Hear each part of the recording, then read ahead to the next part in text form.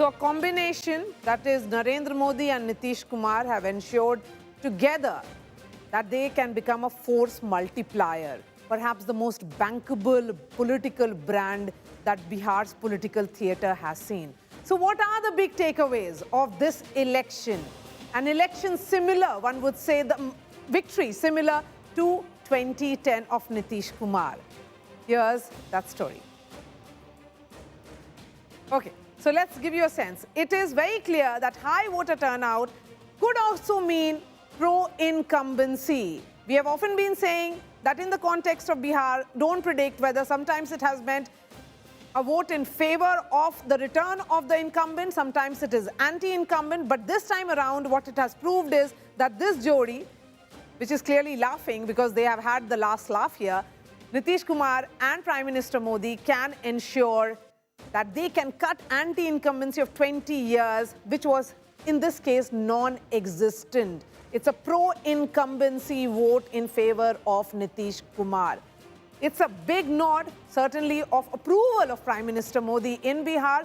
Let me give you some statistics. 2014, the BJP under Prime Minister Modi swept Bihar. 2019, again, the BJP and the NDA ensuring a significant victory. 2024 as well.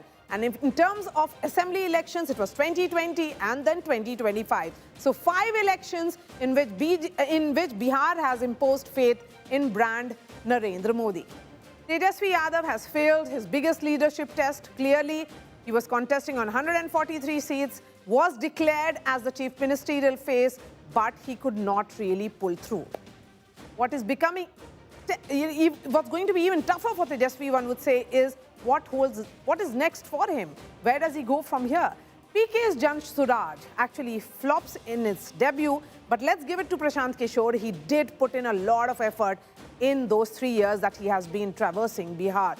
And Congress has been downgraded to single digit. One would say it is a score similar to that of MIM. Now, look at another. The issue is RJD's Yadav bastion has been breached by NDA. What I will put it a little differently, the way it has happened is that the Yadav constituency firmly with Tejashwi Yadav, because if you look at the numbers, the vote share, the Mahagathbandhan has polled in similar vote share that they got last time around. In fact, it has increased by 1%. It is that they have failed to expand beyond that. RJD's Yadav bastion not really breached, but they have not gone beyond it. And NDA's focus on RJD Jungle Raj has certainly worked on ground. And Nitish's strongest bloc is Mahila. The Mahila of Bihar have voted for Nitish Kumar again. And the 10th big takeaway is that Rahul's vote chori narrative falls flat on the ground. Rajdeep. Each and every of those takeaways, I think, call for serious introspection for all parties and celebrations, of course, for one side.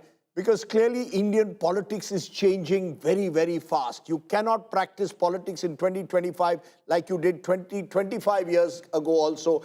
Intensely competitive, emergence of new blocks, none more important than the Mahila. We've been saying this again and again, 8.8% rise in voter turnout among women, and the schemes that were designed for women, including controversially, according to some, cash transfers just before elections, which were called vote kharidi by the opposition, all of which changed perhaps the way the game was fought, but also the resources, the organization, and the preparation that the NDA made was in sharp contrast to that of the opposition. Politics in India has therefore, as I keep saying, changed dramatically.